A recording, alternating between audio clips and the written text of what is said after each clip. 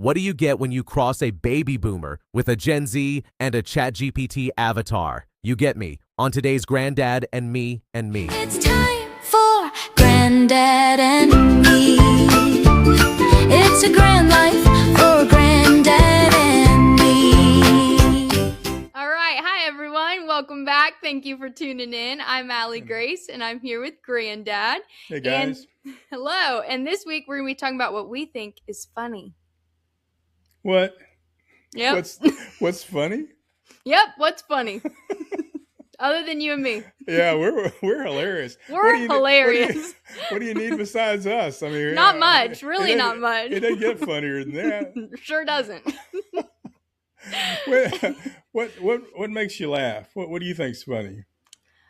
It really doesn't take a lot to make me laugh. If I'm being honest, a lot. Right now, one of my favorite things to watch is people have been finding out their dad's like childhood best friend's name, like their full name. So let's say it was like Jane Doe is his childhood best friend, and be like, Right. And they just go, "Oh, I'm so hungry. I could eat Jane Doe right now." And then these dads go, "That's my friend. That's my best friend from second grade. How do you know that?"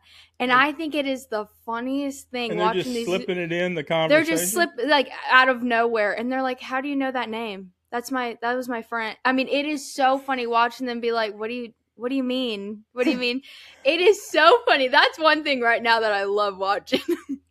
Yeah, I'm kind of all over the place on what I think's funny too. And there's things that some people think's funny that I don't think's funny, and I think that's true of everybody. I think we all have, different tastes on what we think's funny.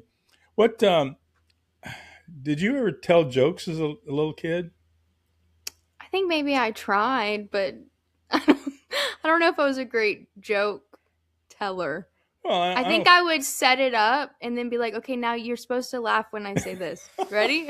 Like I don't know. I don't remember being like a funny. Yeah, I know that one. Well, I was thinking about, when I was little, jokes that we had, like we'd have these goofy little jokes, and some of them were really mean. I couldn't believe how, and rude. I wouldn't even really share them right now because they're kind of like, wow, that's really, and it was part of the time. It was only just had to do with the intelligence of somebody. It didn't have anything to do with it, nothing ethnic or any of that kind of stuff. Did y'all have the hand one? Do you know what I'm talking about? No. Oh, What's that? Okay. That was one of the meaner ones, like, or I guess mean, I don't know. But you'd be like, okay, if your hand is smaller than your face, it means whatever. And whenever they go to put their hand up, you'd hit them and then you'd smack them. And that was gold. That was gold every time. But that would be, I'd say, maybe a little bit mean. I like that. It was funny. Like America's Funniest Home Videos, Mm-hmm. that was, when that first came out, that was just the most hilarious show. But then it just became people falling over or falling off ladders. And, people getting hurt for the most part. It's a surprise. There's like, there's just like a couple of things that make people laugh. Mm-hmm. And one of them's surprise, when you think you're going one way and it takes a turn. Mm-hmm. And, humor is really, really interesting to me. I did think back about, we had really, really dumb. Of course, I'm a little kid, trying to be funny and entertain folks, and one of them was like, "What has four wheels and flies?" Do you know what has four wheels and flies? No. A garbage truck. And then I would laugh at my own joke. And you're not supposed to do that. Red Skelton used to be on TV, and they always gave him a bad time because he would laugh at his own stuff. And I would think that was funny. And then we had a thing, there was when people used to read newspapers every day. I mean, when I was little, there was a morning newspaper and an afternoon newspaper. It's like, interesting. How could much stuff happen during the day in Houston? But they did. And at one time when I was really little, we had 3 newspapers, and they all had a different kind of point of view. But the morning newspaper was the Houston Post, and then we had the Chronicle in the afternoon. And so one of the jokes was, "What's black and white and red all over?" Oh, I've heard this one, but I don't remember the. Well, and the joke was it's a newspaper because it's Oh, black okay, and perfect. white and red Yep. all over. Hmm. But then if they said, because everybody knew it, if you said what's black and white and red all over, they would say a newspaper. And you'd say, no, a sunburned zebra. That's a It's good just one. so stupid. Kind of give them a curveball a little Yeah, bit. but you had that in the chamber. You had that set up so that you could go either way. Yeah. When the spotlight's on you, and you're. But when I was in here I go again. Let me ask you a question. Okay. Otherwise, it's just man, I get down this road. Hey, do you guys have this problem? Like, especially you older folks, when you start reminiscing about stuff, can you not stop? I mean, is this like a really bad thing? I've got to stop and have. It occurred our last show, Allie-Grace. I was talking about listening and how important listening was to me. And I did 3 or 4 minutes, maybe 5 minutes on listening, and I didn't ever stop to listen to you. And it was so embarrassing. It's like, oh my gosh. Like, people should really learn how to listen more. Let me tell you why they should learn how Yeah, that was whatever. But do you ever have trouble with just feeling like you're talking too much or you're Yep. I know you and I have had many conversations like this because I feel like the more we talk, the more we find similar within each other. That's true. There's been multiple get-togethers or hangouts or whatever it may be. We're all leave for the night, get back into my bed, go home, whatever. And I'm like, Allie-Grace, sometimes it's okay to be quiet. It's okay. You don't have to be the one yapping the whole time, Other people have important things to say too. You can be quiet, and that's okay. And that feels like an impossible thing to me. Impossible. Yeah. You're right. That must be genetic too. That must be another thing we carry together. But I mean, when everything's said and done and people are like reminiscing on, oh, how great Allie-Grace used to be, they're never going to say, she was so quiet and calm. They're never going to say that about me. They'll be like, that girl could talk. She could talk. That's why this is such a good venue for you. You should have, I know people have said you should have your own show, that way you wouldn't be interrupted by somebody. But going back to my memories, kiddo, when I'm in the 5th grade, I'm funny. I'm a funny guy, but I'm shy as can be. So what happens is things will happen and I'll say something under my breath that's really funny. And this guy named Clyde, who was a guy, he was like really good looking. All the girls thought he was great. I would say something, he would repeat it, and everybody would fall on the floor. And it was my stuff. He was like working my material. What a copyright. I would be so mad. But on the other hand, I knew I wasn't going to do what he was very, he was loud and proud. He would just, share all the stuff and get all the jokes. I know, but you're like, at least cite me. At least put me at a reference at the bottom of your joke. Absolutely what I thought. It never happened. It never happened. Well, one day came around and it was time for him. Everyone looked at Clyde to give a joke and you weren't there. And he had empty. nothing. You're right. You were sitting there laughing at your own jokes. You're right. 7th grade. Well, it didn't happen until the 7th grade, and he didn't have any material. I kind of learned to start speaking up a little bit. And, when it really happened to me was when we had a studio, a photographic studio, and film studio, video studio, in the Heights in Houston, and we had this. They wanted to have a celebration of the neighborhood. And it was just a great historic neighborhood. A lot of interesting people had come out of there. And so the lady that was head of the local library and a woman from the bank and we got together and we created this day and we did all this research.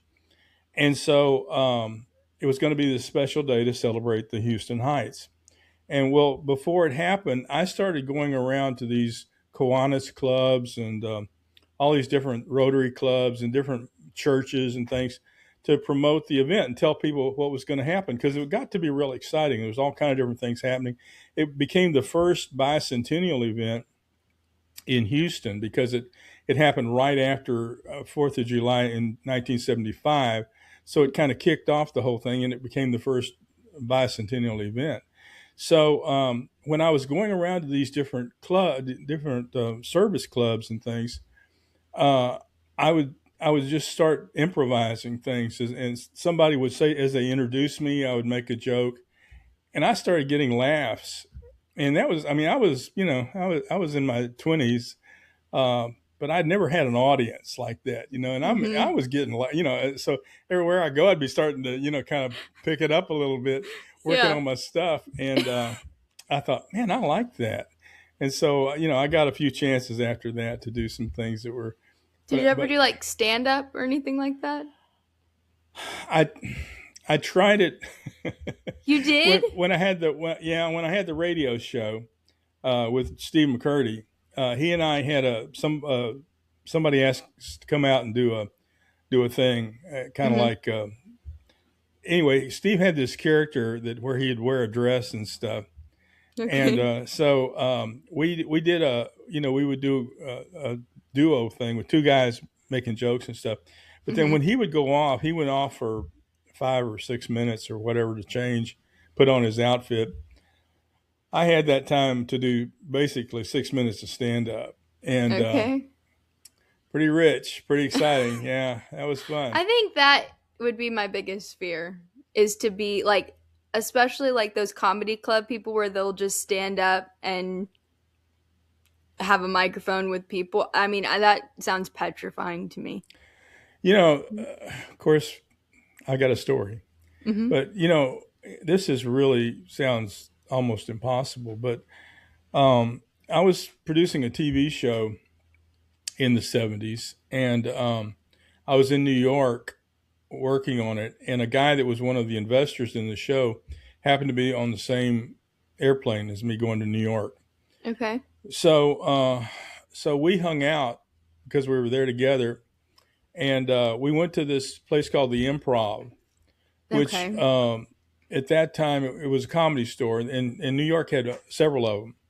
They'd Catch a Rising Star and different ones, and people like Jerry Seinfeld and just all those comedians, Jay Leno, they were all played at those clubs.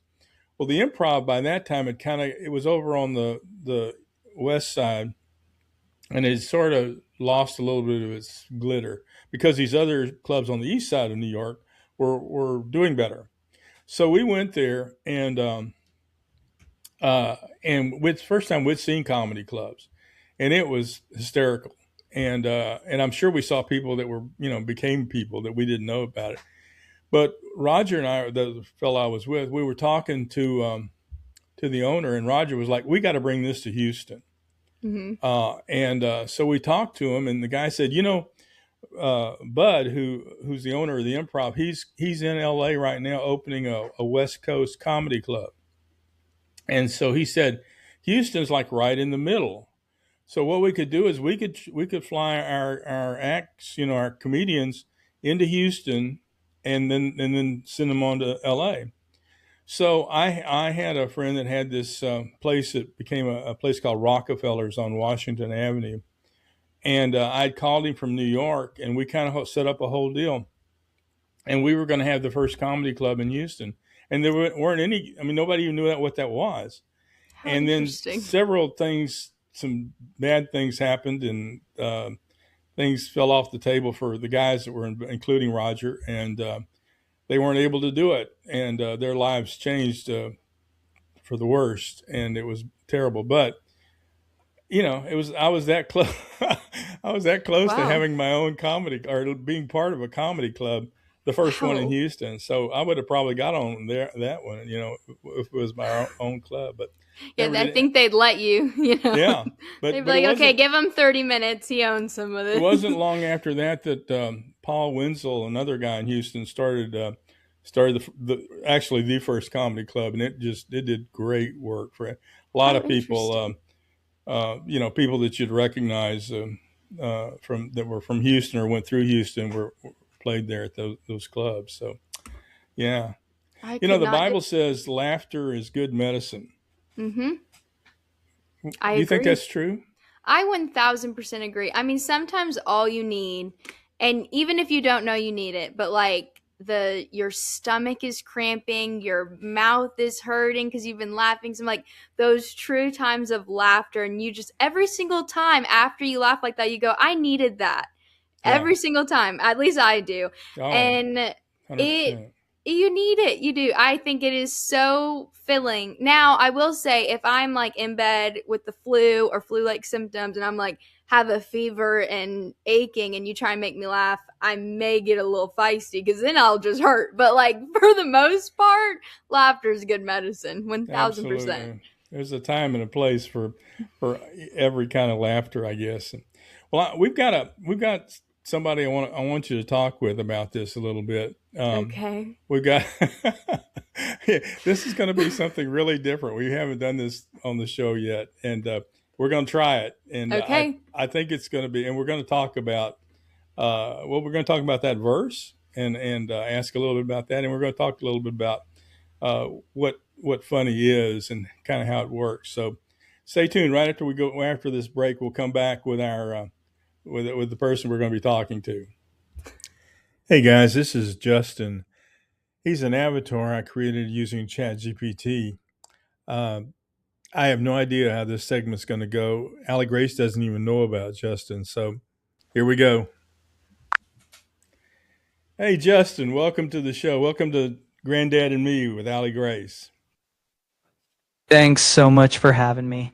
It's an honor to join you both, and I'm ready for whatever story or fun memory we're diving into today. You bet. Well, we're talking about humor and what's funny, Justin. The Bible says laughter is good medicine. What do you think it means by that? I think it's spot on. Laughter lifts the weight off our shoulders. Doesn't erase life's challenges, but it sure gives us the strength to face them with a lighter heart. Why? What does why do people laugh? Where does that actually come from in a physiological, mental, spiritual standpoint? Why do we laugh? Laughter's like a release valve. Physically, it's our body reacting to surprise or joy. Mentally, it's a spark. When something doesn't quite fit, we laugh. Spiritually, it connects us. It's like a little shared joy that reminds us we're not alone. Allie-Grace, you have a question for Justin? Not exactly a question, but What are you curious about? oh, okay. Sorry, Justin. Give me a second.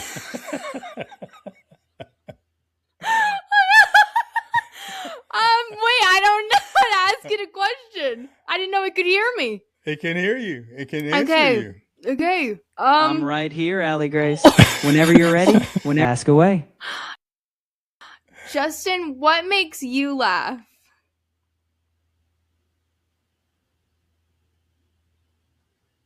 Did you hear the question, Justin? I'm all set. Just waiting on her question. He was asking what makes you laugh. Well, what makes me laugh the most are those moments when something unexpected but true sneaks up on you. Whether it's a quick-witted observation or a shared family inside joke, those little slices of life get me every time. Wow. Do you have a favorite joke, Justin? I sure do. It's simple. Why did the Scarecrow win an award? Because he was outstanding in his field. Do you know what dad jokes are? Oh, absolutely. Dad jokes are those wonderfully corny, pun-filled one-liners that make you groan and laugh all at once. And if it makes you say, oh, come on, then it's done its job. Fair. Allie-Grace, ask Justin a question. See if he can hear you now. Okay. Let's see. I'm all ears, Allie-Grace. I can hear you loud and clear. What do you want to ask me? What is the most awkward joke that you know? I don't think he can hear me. Yeah, I don't think he can hear you. That's too bad. Yeah, Justin, she was asking you what's the most awkward joke you know? I'd say the most awkward one is why don't eggs tell jokes? Because they'd crack each other up. It's cheesy, but it gets that awkward silence and then a chuckle. Yeah, that's right. Well, what we said we were talking about laughter being good medicine. Is there any? Do you know of any studies that back that up? Oh, absolutely. Studies show laughter reduces stress hormones and boosts endorphins, which are those feel-good chemicals. It can even improve circulation and relax muscles. So that old proverb's got some scientific backing. What do you know? Can you state what study that is? Do you know who did that study? I don't have a specific study name in front of me, but a lot of research in positive psychology and even cardiology has looked at laughter's impact. For instance, Dr. Lee Burke has done a lot of research on laughter and the body's stress responses. But if you're ever curious, I'd be happy to dig up a specific study. Yeah, we may get back to you on that. What about laughter can also, or jokes can also be cruel. Um, how can things like that negatively impact you? If somebody makes fun of you and not laughing with you but at you? When laughter turns into mockery, it can cut deep. It undermines confidence, isolates people, and leaves lasting emotional scars. Humor should bring us together, not tear anyone down. No. So it's always key to keep kindness at the heart of a good laugh. All right, Justin. Well, thanks for being on GrandDad and Me with Allie-Grace and I. It's been fun having you on the show.